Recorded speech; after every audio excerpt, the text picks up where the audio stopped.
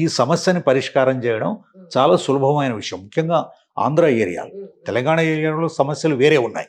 దీని గురించి స్పష్టమైనటువంటి ఆలోచనలు, అభిప్రాయాలు నాకున్నాయి. ఆంధ్ర ఏరియాలో ముఖ్యంగా ఏదైతే మెడ్రాస్ ప్రెసిడెన్సీ ఏరియాస్లో ఈ ప్రాబ్లం సాల్వ్ చేయడం అనేది తేలికైన స్పష్టమైన విషయం. దీని గురించి మళ్ళీ రెవెన్యూ ఏదో చెప్తున్నారు, రెవెన్యూ మీటింగ్స్, ఇది మీటింగ్స్తో అయ్యే పనే సార్ అది. ఎగ్జాక్ట్లీ మీటింగ్స్తోనూ లేకపోతేనేమో మీరు అప్లికేషన్ ఇస్తే అది పరిష్కారం చేస్తాము, ఇది అలా పరిష్కారం అయ్యే విషయం కాదు. ఇదేమిటంటే దీనికి చాలా సింపుల్. రికార్డ్ తీసుకుని మీరు ఏదైతే ఇది వరకు ఈ వెబ్లాండ్ వ్యవస్థ కంటే ముందు ఉన్న adangals, field measurement books, settlement records, ఇవి చూసి కరెక్ట్ పెడితే మీకు రికార్డ్ వస్తుంది.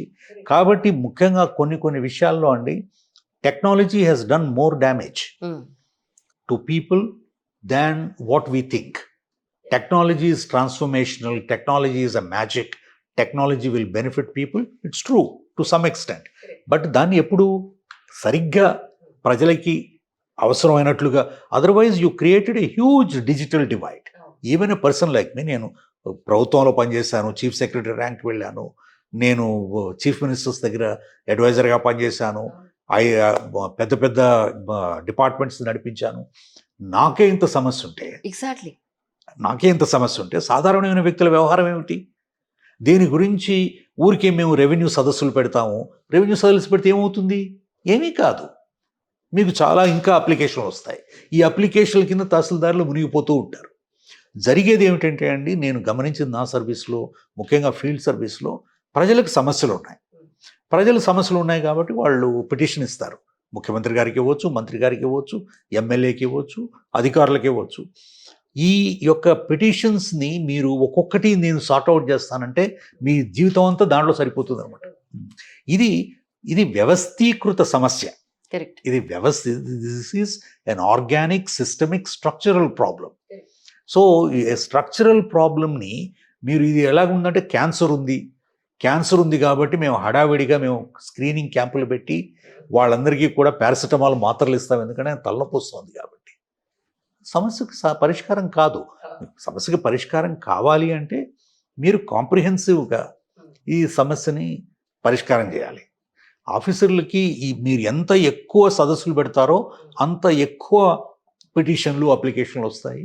అంత తక్కువ సమయం వాళ్ళు ఈ సమస్యలను పరిష్కరించడానికి కేటాయిస్తారు. కాబట్టి ముఖ్యంగా ఈ రెండు రాష్ట్రాల అధికారులకి అండ్ రాజకీయ నాయకులకి, ముఖ్యమంత్రులకి నా విజ్ఞప్తి ఏమిటంటే, వాళ్ళు దీని మీద ఒక ప్రభుత్వ యంత్రాంగం కాకుండా ఒక స్పెషల్ కమిషన్ లాంటిది ఏర్పాటు చేసి ఈ రికార్డ్నంతా కూడా ఒక ఆర్గనైజ్డ్ వ్యవహారం చేసి, మేము అది 1886-90 మధ్యలో అప్పుడున్న ముఖ్యమంత్రి ఎన్టీఆర్ గారు ముఖ్యమంత్రిగా ఉన్నప్పుడు గిరిజన ప్రాంతాల్లో నక్సలిజం ప్రబలిపోవడానికి ఒక కారణం అని ఒక స్పెషల్ యంత్రాంగాన్ని ఏర్పాటు చేశారు ఈ యొక్క రికార్డ్ని కరెక్ట్ చేయడానికి. అటువంటిది ఒక టైం బౌండ్, ఒక మిషన్ మోడ్లో ఆంధ్రాలో, తెలంగాణలో చేయవలసిన అవసరం ఉంది. లేకపోతే వీళ్ళు ధరణిని భూభారతి చేసిన, ఇంకో పేరు తీసుకొచ్చినా ఏమీ జరగదు. దీని మీద వెస్టర్న్ ఇంట్రెస్ట్లు, ఎందుకంటే భూముల ధరలు బాగా పెరిగిపోయినాయి కాబట్టి భూములు కొనుక్కున్న వాళ్ళు, ఆక్రమించుకున్న వాళ్ళు, దురాక్రమణ చేసిన వాళ్ళు, ల్యాండ్ గ్రాబ్ చేసిన వాళ్ళు బెనిఫిట్ అవుతున్నారు. కాబట్టి అసలు సమస్యకి పరిష్కారం లేకుండా ఇటువంటి ఇంటర్మీడియట్ సొల్యూషన్స్, అది పారాసిటమాల్ ఇస్తున్నారు క్యాన్సర్కి. కానీ సార్, అంటే ఎలా అయిపోయిందంటే ప్రస్తుతం ఎవరి సమస్య మీద వాళ్లే పోరాడాల్సిన అవసరం అయితే వచ్చేసింది. మన కోసం ఎవరు రారు, ఏ యంత్రాంగం కదలదు, ఏ గవర్నమెంట్ ఆఫీసుల్లోనూ అంటే చేసేవాళ్ళు లేరా అని కొంతమంది అనొచ్చేమో. బట్ పర్సంటేజ్ వైజ్ 80% చాలా దారుణంగా ఉన్నాయి. ఏ గవర్నమెంట్ ఆఫీస్ చూసినా పని అవ్వాలి అని అంటే అసలు మనుషుల్లో మార్పు రావాలి సార్. నేను జీతం తీసుకుంటున్నాను, నిజాయితీగా పనిచేస్తే చాలు అన్న మార్పు రాకపోతే ఎక్కడా మార్పు రాదు. అల్టిమేట్లీ ఎంతని మనిషి బతకడానికి ఎంత కావాలి సార్? ఎన్ని కోట్లు పెట్టుకుంటారు వీళ్ళంతా? ఈ సమాజం అభివృద్ధి జరిగినప్పుడు, అంటే అభివృద్ధి దశలో వెళ్తున్నామని అనుకోవాలి. ప్రభుత్వం మీద ఆధారపడవలసిన విషయం తగ్గుతుంది. ప్రజల్లో వాళ్ళకి సొంత స్వయం శక్తి ద్వారా కానీ, లేకపోతే సమాజం ఒకరినొకరు సపోర్ట్ చేయడం ద్వారా కానీ డిపెండెన్సీ తగ్గుతుందనేది ఒక థియరీ. కానీ అది జరగడం లేదు. అది జరగకుండా ప్రతి విషయంలోనూ ప్రభుత్వం మీద ఆధారపడ్డము, అవును. లేదా ప్రభుత్వం ప్రజల జీవితాల్లో చొచ్చుకుపోవడం. కాబట్టి మనం ఆధారపడడం వలన ప్రతి విషయంలోనూ ప్రభుత్వ యంత్రాంగం దగ్గరికి వెళ్ళడం. వాళ్ళు కూడా ఓవర్ వర్క్ కావచ్చు, లేకపోతే వాళ్ళు డిఫరెంట్ డైరెక్షన్లో వాళ్ళు వెళ్ళవలసిన అవసరం రావచ్చు. ముఖ్యంగా ప్రభుత్వంలో జరిగేది ఏమిటంటే అండి, చాలా చాలా మీటింగ్లు, ప్రతి వాళ్ళు మీటింగ్ పెడతారు. ముఖ్యమంత్రి గారు, మంత్రి గారు, ఎమ్మెల్యే గారు, చీఫ్ సెక్రటరీ గారు, కలెక్టర్ గారు.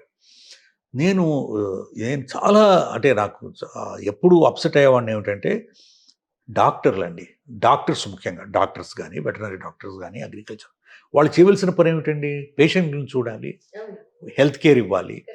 వాళ్ళందరినీ మీరు రివ్యూ మీటింగ్ పిలిస్తే హాస్పిటల్ ఏమవ్వాలి? జబ్బులున్న వాళ్ళ వ్యవహారం ఏం కావాలి? సో ఈ మీటింగ్స్ పెట్టి అంటే డేటా కలెక్షన్, మీరు డేటా పంపించండి అంటే వీళ్ళంతా రాత్రంతా పాపం నిద్రపోకుండా అధికారులు ఆ డేటా అంతా కొంతమంది తయారు చేసి, కొంతమంది ఏమో దాన్ని స్వయంగా దాన్ని కనుక్కుని ఒక యంత్రాంగం. ఇవి గవర్నెన్స్లో మనం ఒక విధంగా చెప్పాలంటే అండి, స్వాతంత్రం వచ్చిన తర్వాత ప్రభుత్వ యంత్రాంగం ఏ విధంగా ఉండాలి అనే విషయంలో ఈ మార్పు తీసుకురాలేదు మనం. బ్రిటిష్ వాళ్ళ వ్యవస్థ ఎలా ఉందో అదే తీసుకొచ్చాం. ఈ గత 75 సంవత్సరాల్లో టెక్నాలజీ గణనీయంగా మారిపోయింది కదండి. మారిపోయింది. దాన్ని అప్లికేషన్ ఎట్లా చేస్తున్నాం? ఇదిగో ఈ క్లౌడ్లోకి పంపించేసాం మొత్తం అంతా, మీ ల్యాండ్ రికార్డ్స్ అంతా అక్కడ మేఘాల్లో, కాబట్టి ఎవరికి కనపడకుండా. కాబట్టి అసలు అవసరమైన వాటికి టెక్నాలజీ అప్లై చేయకుండా అనవసరమైన వాటికి టెక్నాలజీ అప్లై చేయడం ఒకటి. రెండవది ఏమిటంటే అసలు ప్రభుత్వ స్ట్రక్చర్లో కానీ, ఫంక్షన్లో కానీ మార్పులు ఏమీ రాకపోవడం. మూడవది అసలు 1990 నుంచి కూడా ప్రభుత్వం చిన్నదైపోవాలనే ఒక నియోలిబరల్ ఐడియాలజీ ఒకటి ప్రబలింది. కానీ మనం ఏం చేసామంటే మనుషుల్ని తగ్గించాము, కానీ అవుట్ సోర్సింగ్ అని, కాంట్రాక్ట్ అని, అంటే ఏమి రెస్పాన్సిబిలిటీ మెరిట్ బేస్డ్ కాకుండా నా చుట్టాలు, బంధువులు వాళ్ళందరికీ కూడా అవుట్ సోర్స్డ్ లేదా కాంట్రాక్ట్ ఇచ్చేయడం వాళ్ళని. సో వీటన్నిటి వలన కూడా ఏమైందంటే యంత్రాంగం సర్వీసెస్ ఇచ్చే పరిస్థితులు లేకుండా పోయింది. ఎసెన్షియల్ సర్వీసెస్ కదండి. ఇప్పుడు ప్రభుత్వం ఉన్నది ఎందుకు? ప్రభుత్వం ముఖ్యంగా సేఫ్టీ, సెక్యూరిటీ. కరెక్ట్.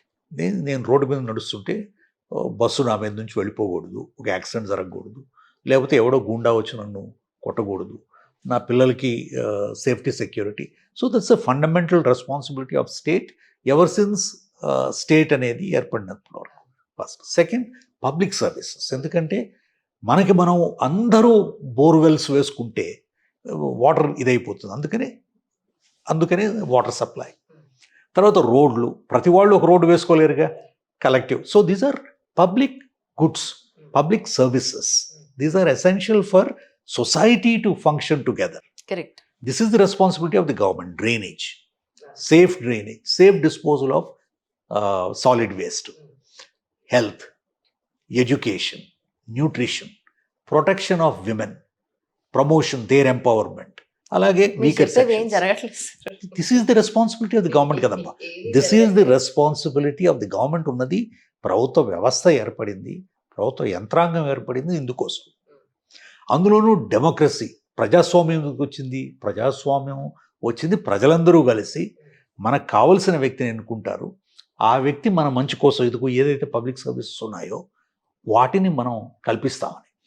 మనకి ప్రజలు ఒక విధంగా అంటే ముఖ్యంగా ఆంధ్ర రాష్ట్రంలో చూస్తే, నేను ఆంధ్ర రాష్ట్రం ఎక్కువ పరిచయం ఉంది కాబట్టి, ఆంధ్ర రాష్ట్రంలో కొన్ని తీవ్రమైనటువంటి సమస్యలు ఉన్నాయి. అది ఏ రాజకీయాలతో సంబంధం లేకుండా this is the problem for the society. ఆ సొసైటీలో ప్రాబ్లమ్స్ని ఇప్పుడున్న ప్రభుత్వాలు కానీ, ఇదివరకున్న ప్రభుత్వాలు కానీ అడ్రస్ చేయడం.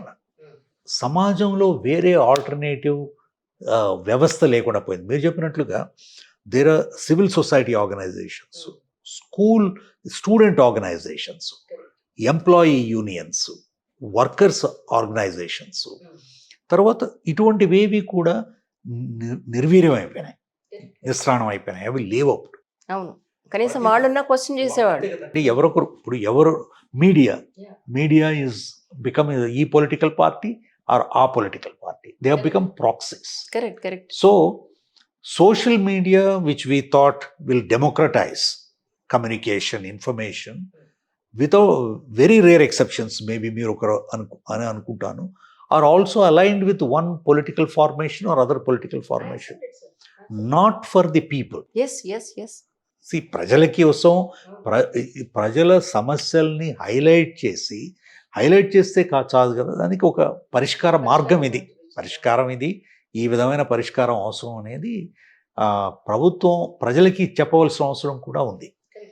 సో ఇది ఒక ఇన్స్టిట్యూషనల్గా జరగడం లేదు. కానీ అంటే ఇప్పుడు మీరు లా ఆల్రెడీ మీరు చదువుతున్నారు కాబట్టి ఐ థింక్ ల్యాండ్కి ఏం చేయాలి అనేది మీరు కొంచెం దాని మీద వర్కౌట్ చేస్తే కానీ మీరే దానికోసం ప్రయత్నం చేస్తే తప్ప అది అవ్వదేమో సార్. అవదేమో. ఎందుకంటే ఇప్పుడు ఫర్ ఎగ్జాంపుల్ ఒక పెన్ను మనం కొనుక్కోవాలి అంటే ఈ పెన్ ఎలా రాస్తుంది, మిగతా పెన్నుల కన్నా ఇది బెటరేనా, లేకపోతే దీనికి కాస్ట్ అన్నా ఎక్కువ పెడుతున్నామా, ఇంతకు మించి మనకేమైనా తక్కువకి ఇంకేమైనా మంచిది వస్తుందా అని మనమే ఎలా రీసెర్చ్ చేసుకుంటున్నామో, ఒక డాక్టర్ని చూస్ చేసుకోవడానికి 100 సార్లు వీళ్ళు కరెక్టేనా అని మనం ఈ హాస్పిటల్ అమ్మో ఎక్స్పెండిచరు లేదా ఇంతకన్నా తక్కువ వాళ్ళు ఎవరైనా దొరుకుతారు ఇలా అయితే ఎలా చేసుకుంటున్నామో, ఒక సమస్య వచ్చినప్పుడు గవర్నమెంట్ ఇష్యూ ఏదైనా వాళ్ళతో పాటు మనం ఫైట్ చేయాలి అని అనుకున్నప్పుడు మనం ఏం చేయాలని మనమే వెతుక్కుంటూ వెళ్ళాల్సిన పరిస్థితుల్లోనే ఉన్నాం, మనమే ఫైట్ చేసుకోవాలి. సో మీరు ఫైట్ చేసే ఉద్దేశంలో ఉన్నారా లేదా? మీరు పోతే పోయిందిలే అన్నట్టు అనిపిస్తుంది, అలా వదిలేస్తారా ఏమి? అలా వదిలేసే సమస్య లేదు కదా, మన జీవితంలో ఎప్పుడు వదిలేయలేదు. మీ లైఫ్ జర్నీయే ఒక పెద్ద పోరాట పటిమ ఉన్న journey, and more over international civil services దగ్గర నుంచి చాలా పెద్ద వాళ్ళతో మీరు వర్క్ చేశారు. దేశ విదేశాల ప్రతి రూపాయి ఇన్కమింగ్ అండ్ అవుట్ గోయింగ్ ప్రతి దాని గురించి మీకు వ్యవస్థ మీద పూర్తి నాలెడ్జ్ ఉన్న వ్యక్తిగా మీరు నేను ఎప్పుడు వింటానని ఎదురు చూస్తున్నాను సార్. ఈ విషయం మీద నేను I will certainly take. I'll wait for that, really.